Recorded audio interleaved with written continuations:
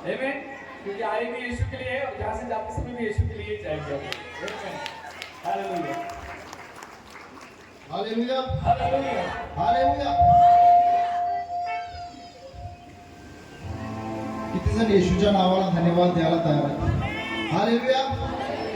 किती जण पित्याच्या नावाला आभार मानायला तयार आहेत? या आपण येशूच्या नावाला धन्यवाद देऊया आणि त्या पित्याचे आभार मानूया आणि त्या पवित्र आत्म्याचे उपकार मानूया, कारण आपण या ठिकाणी आहोत.